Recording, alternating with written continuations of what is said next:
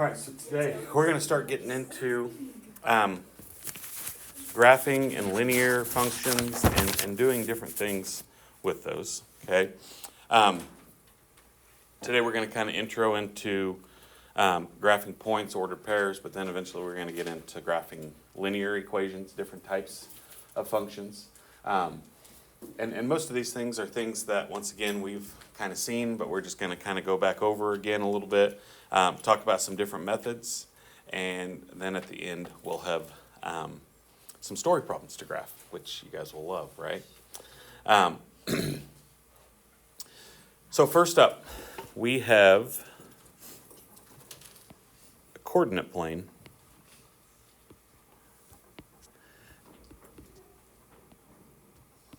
And a coordinate plane is basically two number lines that are intersecting at a right angle. Okay, so these are two different number lines. One represents the x-axis, one represents the y-axis.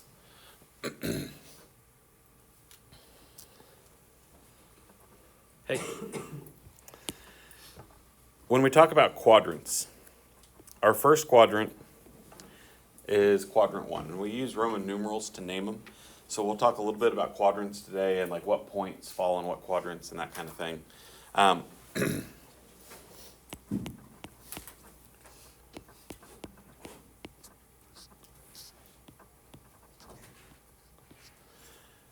We go counterclockwise, so we go 1, 2, 3, and 4.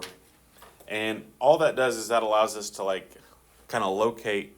If I have a point that's in one of these quadrants, then I can say I have a point in quadrant 4, or I have a point in quadrant 2, or whatever it might be. If a point falls on the x-axis, then we just say that it's on the x-axis. It's not really in a quadrant. It's not going to be like in both quadrant 1 and 4. It would be on the x-axis. So all points are either going to be on an axis or in a quadrant. Okay. Now, when I plot a point, I took a class a couple years ago that was called History of Mathematics. And boy, was it exciting, right? And so I kind of heard about like where this all came from. So this is called the Cartesian plane, if you want to, if like the real mathematical name for it. They call it the Cartesian plane because a guy named Descartes is the one that kind of developed this. And it all came from being able to identify locations. And he came up with it because one night he was laying in bed. He was like really sick, I guess. And he was laying in bed and his mind's thinking about math, right? This is what everybody does, right? Just lay in bed thinking about math, right? Danica, that what you do last night? You were laying in bed thinking about math? Yeah. Yep. But he's sitting there and there's this fly buzzing around, right? And finally it landed like on the wall. And his mind went to, if only I could describe where that fly is landing at on the wall, right? And so like and then it would like fly around to like a different location and land in a different spot on the wall or the ceiling or wherever it was at. And that's kind of where the whole idea of the coordinate plane came from. And so then he developed it, and it was many, many years ago. And so then he's kind of the one that gets credit for the coordinate plane. But that's really what we're doing here is we're trying to locate where a point is going to be. Okay? And we always start at 0, 0, which we call the origin, because that's where we begin, right? And everything's going to be from that point. So if I were to go right, 1, 2, 3, 4, 1, 2, 3, 4, then I would go right 4, up 4, and that point there would be 4, 4. Okay. Anything that's in the first quadrant, both numbers will be positive. And as you guys know, we call this an ordered pair. It's an XY ordered pair. The first number is going to always represent the X value. The second number is always going to represent our Y value. But we always go left or right first before we go up or down. It's just the opposite of slope. We've talked about slope before, but on this one, we always move left or right. I kind of think about it is before I get in an elevator, I got to walk down the hallway to get to the elevator before I can go up or down, right? And so we got to move left or right, and then you can move up and down. a point that's over here is going to move left, and then it's going to move up. So everything in this quadrant is going to be negative and then positive. Everything in quadrant 3 would be negative, negative. And then if it's in quadrant 4, the first number will be positive, and then the second number will be negative, because we're going to go to the right, and then we're going to go down. So each point and each quadrant is going to have different signs on it. So we can tell where a point's going to be, even without graphing it. We can just look at the signs on the ordered pair and know where it's going to land and where it's going to be.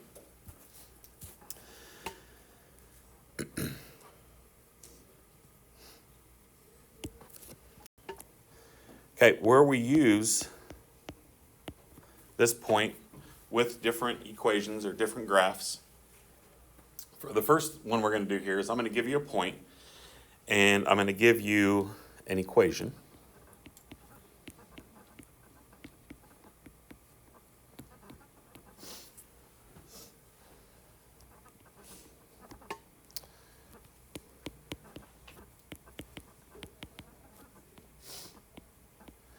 And they're going to ask us, does this ordered pair satisfy this equation? Okay, is it a solution to this equation? So what we're going to do is we're going to plug this ordered pair into the equation, okay? So we're going to go 2 times 4, because x is 4, plus 3 times 2 equals 14. 2 times 4 is 8, 3 times 2 is 6, 8 plus 6 equals 14, so we would say yes, 4, 2 would be a solution to that ordered pair. My answer is either going to be a simple yes or no, okay? Yes, it works, no, it doesn't. If I look at another one here, let's give you the equation 2x plus y equals 4. And let's try the ordered pair to 0.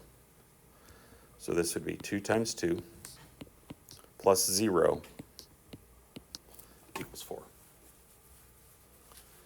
2 times 2 is 4. 4 plus 0 equals 4. So we would say, yep, 2, 0 would be a solution. Okay? And what we're going to find out here in a little bit is there's going to be a lot of points that work. There's going to be more than just one right answer. Okay? And so I could try 4 or 5 different points, and maybe a couple of them work and maybe a couple of them don't. But there could be more than one ordered pair that work. There's a lot of ordered pairs that make this equation true. But if I tried one like 0, 2, same numbers but in different locations, right? So the fact that they're in different locations means I got to plug them in a different spot. So this one instead would be 2 times 0 plus 2 equals 4, and then that one would be a no. That does not work. Okay? So 0, 2 is not an ordered pair, whereas 2, 0 is. So it really makes a difference which variable you plug it in for. So we got to pay really close attention to the x's and to the y's.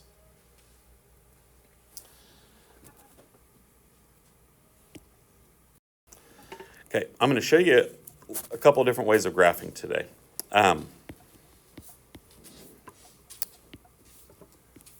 The first thing I'm going to do is I'm just going to give you an equation here. And we're going to think about some different numbers that could maybe make this work. And there's a lot of them, okay? There's a lot of different things that could make this work. So what we want to do is we want to generate a table of values. What would be a table of values? What would be a set of ordered pairs that would make this line or make this graph? And there's lots of ways that we can go about this. We'll kind of talk about the different ways today as we go throughout the lesson. But let's say that I start with plugging in 0 for x. I call this the cover-up method. If I cover up x because I put 0 in for it. Thanks. Then what I'm left with is I'm left with 2y equals 8. And I want to solve for y. Okay? So I'm going to take 8 divided by 2. And that would give me 4. So 0, 4 would be an ordered pair. I could do, and I use zeros because zeros are pretty easy to use, right? If I multiply by 0, that makes things 0 again.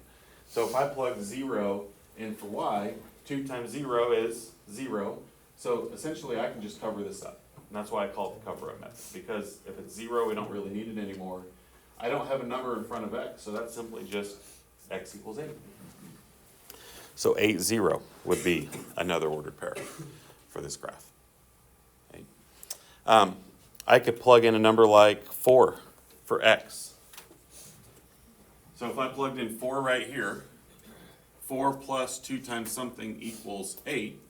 So if this is 4, this needs to become 4.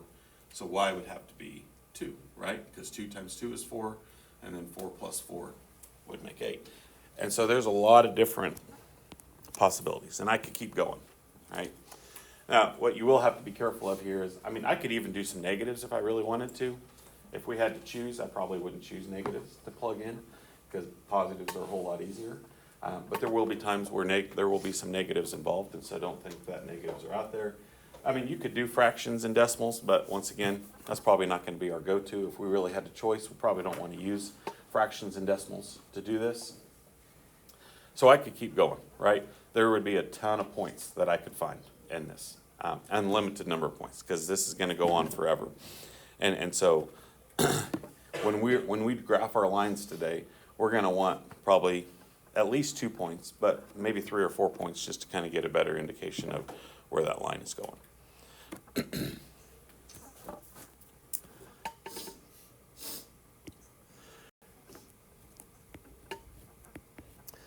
Because we've done it before, I'm not going to just generate points today, okay?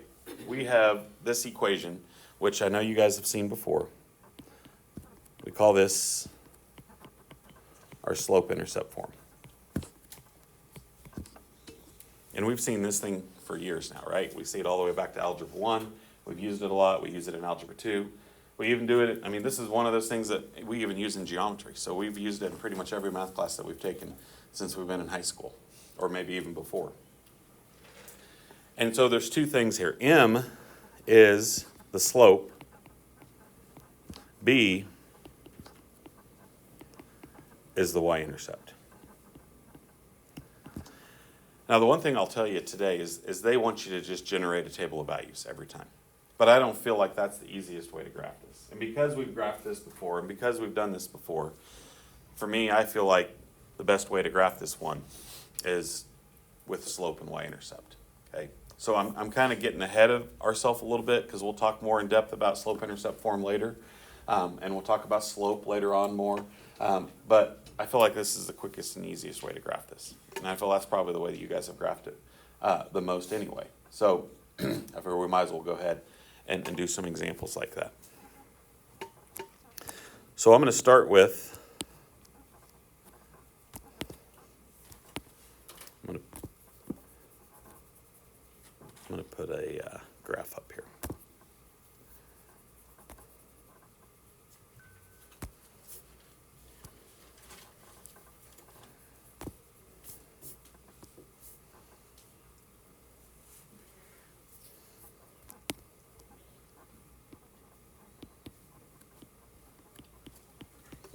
Okay, the first one we're going to graph is y equals 2x minus 1. Slope-intercept form.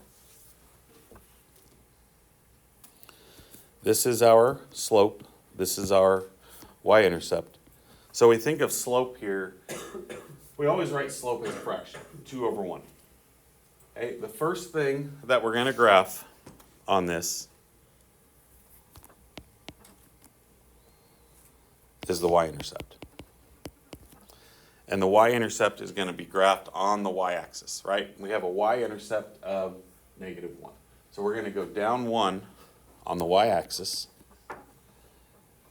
We're going to make a point. That's our beginning spot. Okay.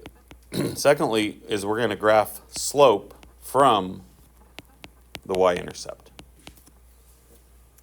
My slope is 2, which we think of as 2 over 1. So if this is where my y-intercept is, we're going to count up 2 over 1. And the good thing about using this method is I can do that over and over again. And I can generate a ton of points. I could also go down 2 and left 1.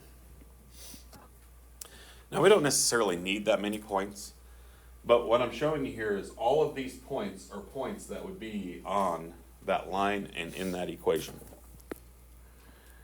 And then we're going to connect all of these together.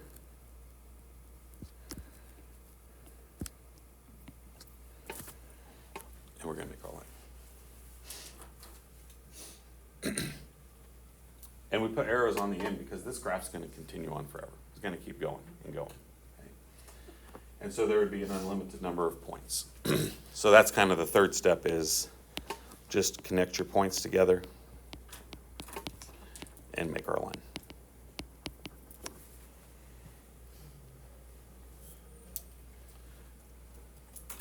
Okay. And I think that's easier. I mean, if you wanted to make a table of values, you could do that. You could come over here and you could plug in 0, 1, 2, and so on. Hey.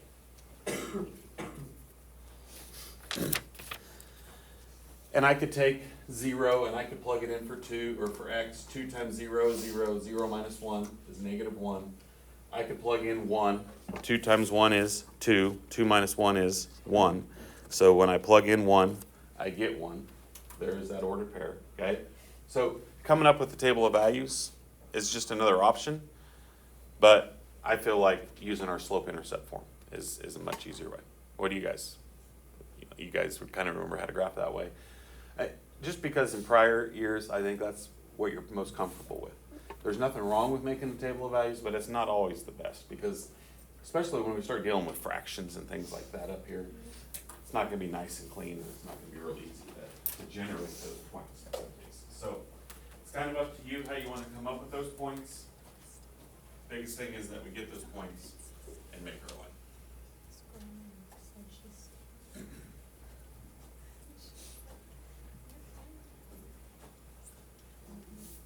Okay, let's do another one. Slope-intercept form.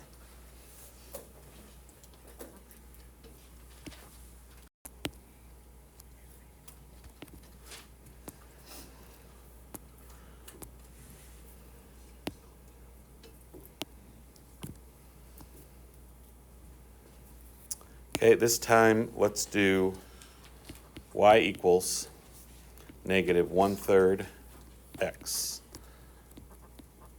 plus 2.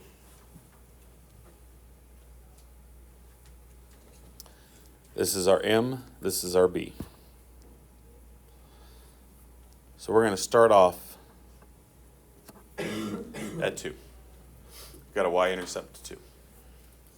Make sure it's on the y-axis. That's probably the most common mistake, is I'll see sometimes people put it on the x-axis. Okay, it is on the y-axis, so make sure you put it on the correct axis. And then we're going to go down 1, right 3. I could also go up 1, left 3, and go that direction. And then once again, once we've got some points, we're just going to connect those together. And we're going to make our line.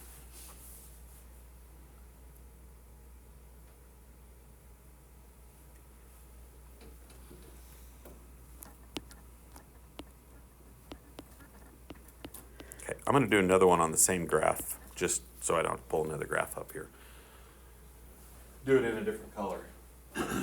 What if I gave you one like this that didn't have a number after the x? What do you think our y-intercept would be assumed to be?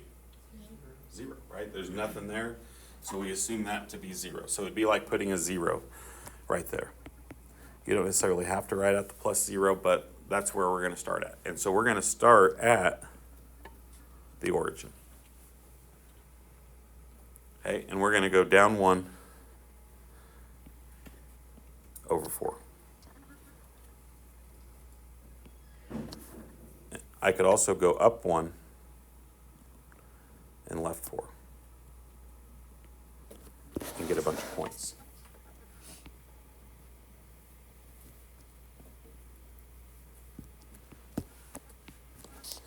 And once again, we always put arrows on the lines because we're going to continue those lines on forever.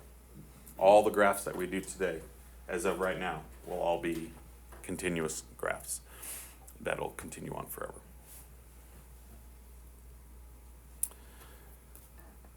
Okay, so that's what we call slope-intercept form. Once again, you could generate a table, but because we have fractions on both of these, that's another reason why I like to stay away from the table of values. Graphing it using slope and y-intercept is a whole lot easier if we're in y equals mx plus b form. And then you don't have to worry about generating the whole list of ordered pairs that you might have. The one that's a little bit harder, and we kind of did one like this already, but this one's going to be a little bit more difficult, is 2x minus 3y equals 6. Okay, in this format, we call this standard form. Standard form is in the format ax plus by equals c. And we saw one earlier, and when we did it earlier, we just generated some points. We plugged in some different numbers, and we found some different values. And we're going to kind of do the same thing here. But the bad thing about standard form, as opposed to slope-intercept form, is on slope-intercept form, we have slope, we have y-intercept, right? But here, the 2, the 3, and the 6, they don't represent anything. They're nothing, right? They're just numbers. And so we're not really using those numbers to help us graph. And so none of those numbers are necessarily useful immediately because they don't represent anything. They're just numbers in the equation. So standard form is not quite as user-friendly to graph as what slope-intercept would be. So we have to kind of have a little bit different way of doing it. And the way that I like to teach this, I kind of mentioned it a few minutes ago. I call it the cover-up method. And you guys have probably done this before too. We're going to find 2 points. The 2 points that we're going to find are the x-intercept and the y-intercept. Okay? And in order to do that,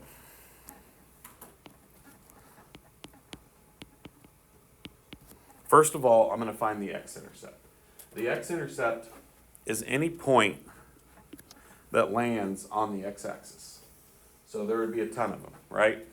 And what all of these points have in common, this point here would be 1, 0, 2, 0, 3, 0, 4, 0, and it keeps going, right? All of those ordered pairs have a y value of 0, right? So what we can do is we can plug 0 in for y, because all the points here have a y value of 0. So all we're going to do is we're going to take 0, we're going to plug it in for y, and 0, we like 0 because 0 is really easy to use. 3 times 0 is 0, and I call it the cover-up method because now that becomes 0, and I'm just going to cover it up. And so what I'm left with is 2x equals 6. And so now to get x by itself, we're just going to take 6 divided by 2, and we get 3. And this would cross the x-axis at 3, 0. Okay, then we're going to do the y-axis. Okay, the y-axis, we're going to do just the opposite. Any point that's on the y-axis, 0, 1, 0, 2, 0, 3, 0, 4, and so on, all have x values of 0. Okay, so this time we're going to plug 0 in for x, and we're going to find our y-intercept. So when we plug 0 in for x here, 2 times 0 is 0, so we're going to cover it up, disappears. I have negative 3y equals 6 that's left, so then 6 divided by negative 3 would be negative 2.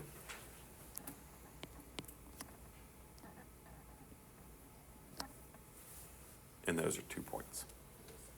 We never did find the slope here, and we don't necessarily need the slope. In order to graph a line, I need 2 points. That goes back to geometry, right? Any 2 points make a line. And so because I have 2 points here, I can connect these 2 points together, and there would be my line. And that would be enough. We'd probably like to have more, and you could generate more if you really wanted to, but 2 points would be sufficient to get our line. Okay.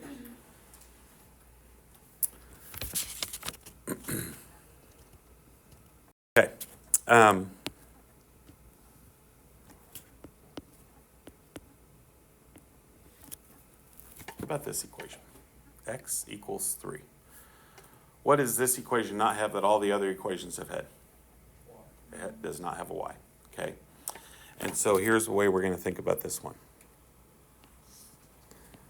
X equals 3 means all of my x values are 3. My y value can be anything I want it to be. There is no y value here. So we're going to go over 3 on the x-axis.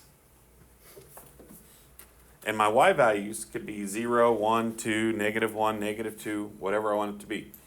So the quick and easy way that you can think about this graph is that it's going to cross the x-axis at 3. It will never cross the y-axis because there's no y value in the equation. So the only way that for that to happen is it has to be a vertical line. Okay? And that's our equation. That's our graph. That's it. Okay? All of the points on this line have x values of 3. 3, 0, 3, 1, 3, 2, 3, 3, and so on. They all have x values of 3. My y values change. If I were to give you one like this, this has no x value in it.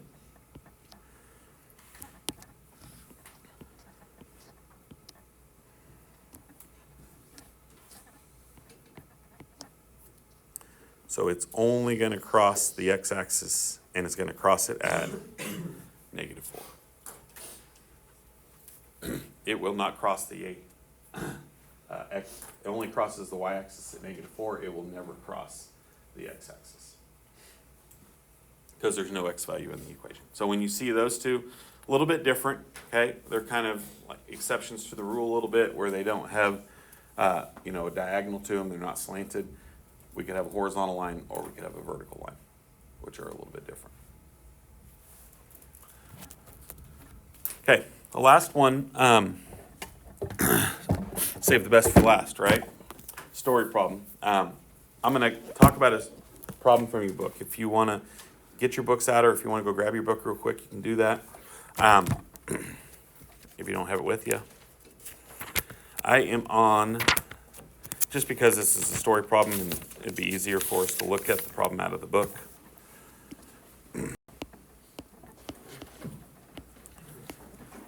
We're on page 133. And the one we're going to do together is number 75. You're going to have a couple like this today that we're going to graph.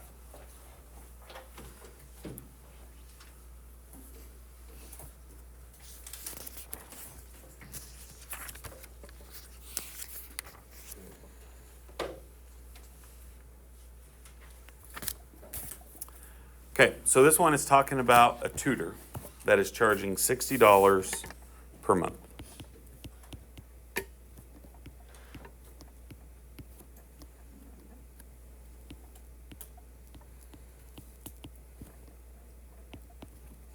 Plus $5 an hour.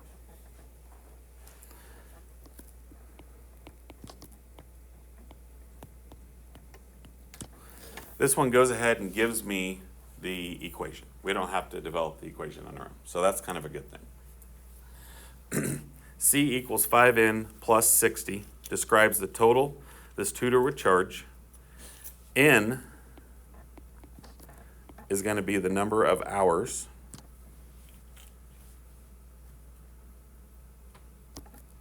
And C is going to be the cost for the student that's getting tutored. The 60 is a one-time fee each month.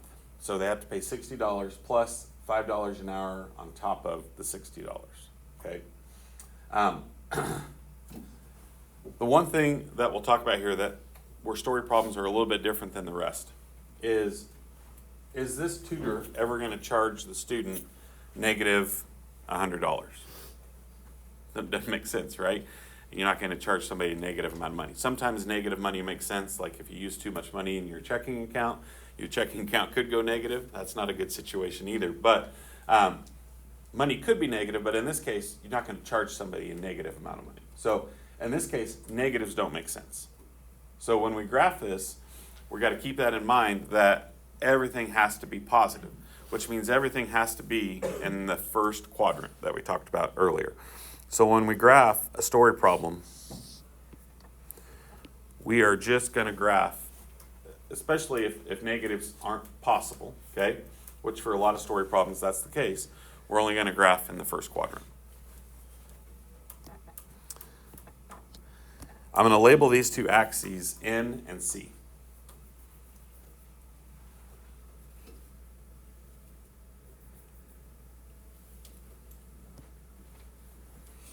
One sec.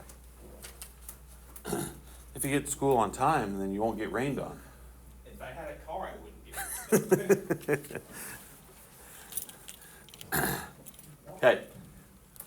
Car not working today? Huh? Car's not working today? No, my truck broke a while back. I only got my mom's car for me. He would walk to school. Oh, A friend like Shane would never pick you up, right?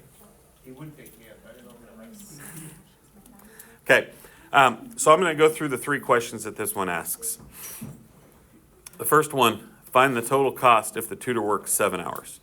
So all we're going to do here is C equals 5 times 7 plus 60. So that would give us C equals $95. That's part A.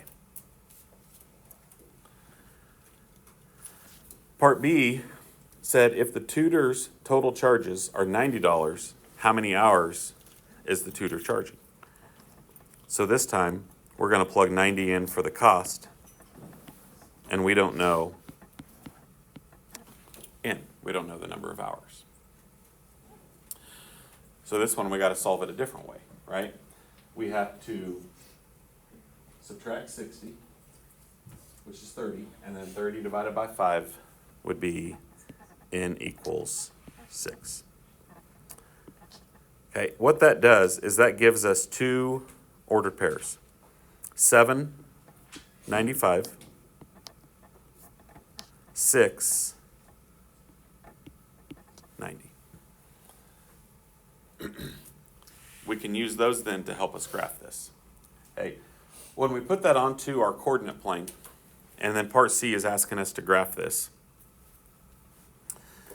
my number of hours, what would be the lowest number of hours that I could work with somebody for tutoring? 1, yeah. And I guess you could say 0, because if I work 0 hours, I'm going to make 0 money, right?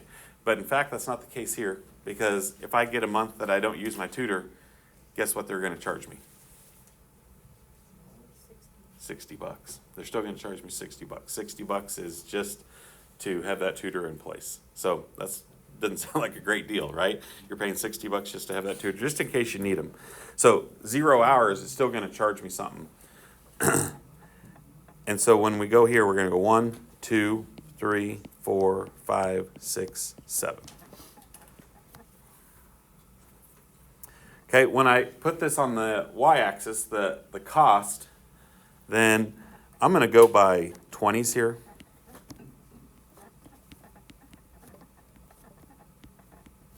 Because if I use 0 hours, what we just said was 0.60 is the lowest amount that this tutor's going to charge. Okay, $60 is in place, no matter if you use them or not. Okay, and then I'm going to go ahead and graph like 690. So here's 80. Here's 100. So 690 would be like right here. And when I graph my line here, we're going to connect those 2 points. And so we're not going to continue it to the left, because continuing to the left really doesn't make sense here. Because over anything to the left of this y-axis would be negative. And we're not going to have negative amounts here. So this is kind of my starting point, and then everything goes to the right. Okay. So those story problems are a little bit different because it's not continuous forever in both directions. So you kind of have to think about the situation that you've got. All right, I'm going to put these up here, and then I'm going to talk about one of the problems on your assignment that I want to kind of go over. Because we didn't talk about those, or this one in particular. Page 129.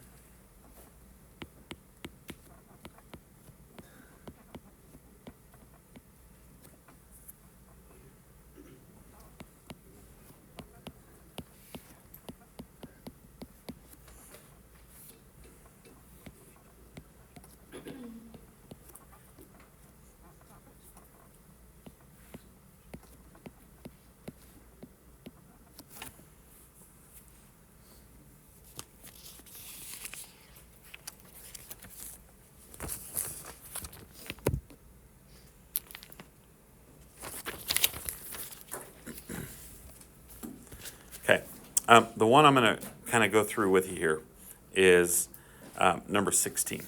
Okay, and I'm going to, if you want some graph paper, it might be helpful today to have some.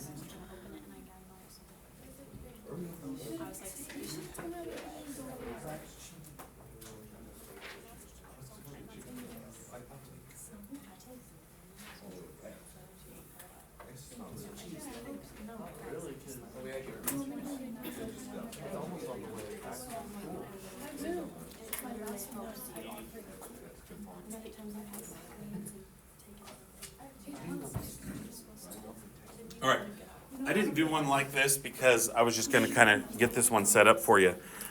Number 16 on your assignment today.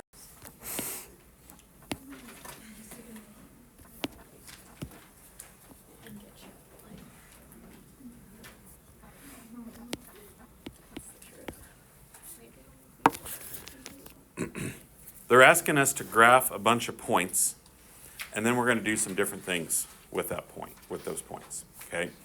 So first thing we're going to do here is we're going to graph all of the ordered pairs that they give us. So -5, 2.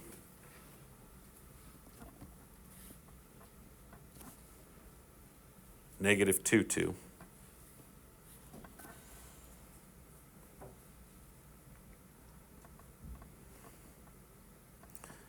-2, 5.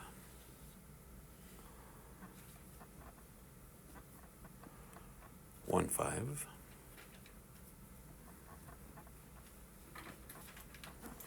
1, 3.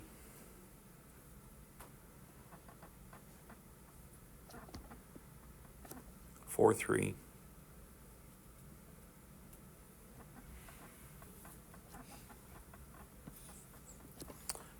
4, -3. And then finally -5, -3.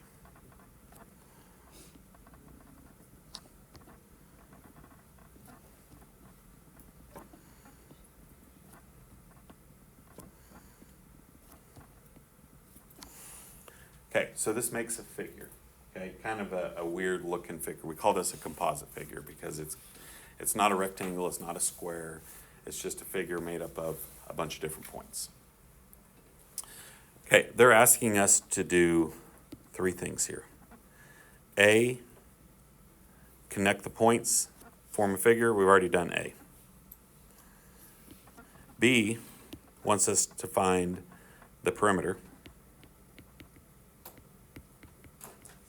And C wants us to find the area. Okay, now, when we talk about perimeter and area, what is perimeter? We talked about it a little bit last chapter. It's the outside, right? We're just gonna add up the outside. So you could do this a lot of different ways, but probably the easiest way is just to count, right? And what I'm gonna do here is I'm just gonna, this is 3 units. This is 3 units. This is 3, this is 2, 3, 6, 9, and 4. Okay. And if I add all those up, doesn't really matter where we start at. 3 and 3 is 6, 6 and 3 is 9, 11, 14, 20. I think 4 is supposed to be 5. 4 is supposed to be this one here? Yeah. Okay, thank you. Got in a hurry, didn't I? Either that or I can't count 1 and 2. And so what would our perimeter be?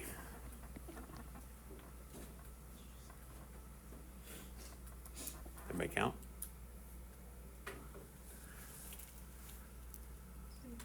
34, yeah. Perimeter is 34. We're just going to add up all the sides. Okay, area. Okay, there's a couple different ways to do area. You could break this up into like different parts and different figures and find the area of each of the different parts. Or you could just count up like how many different pieces you have. But what I like to do here, and I don't really want to have to count, when I find area, I'm just really saying like how many squares are in this total figure. So I'm breaking it up into 3 rectangles here because rectangles are pretty easy for me to find. This one here is 3 by 5, which is 15 square units. If we're gonna lay carpet down or if we're gonna put some grass seed down or something, we're finding area. How much area does this cover? This one here is 3 and 5. Okay, and then this is 3 right here. Okay, so 3 and 5 is 8. This is 3, so 8 times 3 would be 24. And then this one over here is 6 long, 3 wide. So 6 times 3 would be 18. And if we find the area here, my area would be 57. And then we usually label it units squared. Perimeter would just be units. So just to kind of show you how to do that one, I think that's the only one that's like that. It's a little bit different, and we didn't do any like that on our notes, so I just thought I would do that one with you and kind of walk you through it. Okay, so that problem is done for you on your homework.